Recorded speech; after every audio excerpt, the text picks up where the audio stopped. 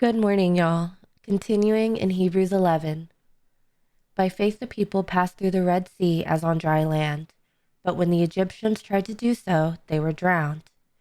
By faith, the walls of Jericho fell after the army had marched around them for 7 days. By faith, the prostitute Rahab, because she welcomed the spies, was not killed with those who were disobedient. Hebrews 11:29-31. Our daily devotional begins, Faith in the power of God. There's no way my parents would come to know the Lord. It's impossible for me to experience breakthroughs in this area. I don't think I can be a full-time working parent and still serve God. As finite humans, we experience situations in our lives that seem impossible. These limitations can be very real and appear very daunting. We feel resigned whenever we contemplate these impossible situations and even come to accept that we can do nothing more. The Israelites themselves faced impossible situations. The militarily superior Egyptian army was hot on their heels, and they had no means of escape with the Red Sea before them. In a later scene, they were instructed to conquer the city of Jericho by marching around the secure fortress with formidable walls. Despite how impossible those situations seemed at that time, the Israelites took God at his word. They had faith in God's power and eventually had the experience of their lives.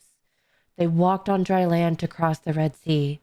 They saw the walls of Jericho fall and gained victory without even fighting. The God who brought these miracles for the Israelites is the same God we worship. He is the God of power, and he will accomplish his purposes in our lives. He is neither daunted nor limited by the seeming impossibilities we face. He is more than able to lead us to spiritual breakthroughs and to empower us for his work. We recognize how it all points to God and his glory as we witness his power. Choosing to have faith in God's power does not mean that we flippantly dismiss the real limitations we face. It is also not about sweeping things under the carpet and claiming a positive outcome. To have faith in God's power to precisely squarely face these realities and despite them, believe that God can still accomplish his purposes. What spiritual breakthrough are you counting on God for? As we believe in God's limitless power and avail ourselves to be his vessels, he may very well give us the experience of our lifetime. We can bow in worship.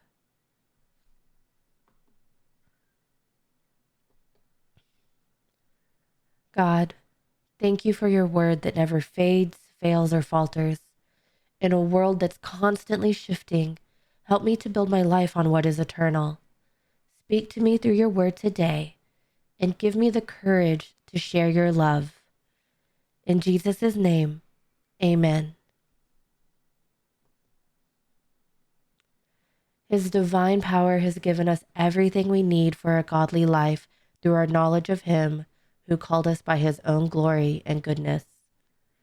Through these, he has given us his very great and precious promises, so that through them you may participate in the divine nature, having escaped the corruption in the world caused by evil desires.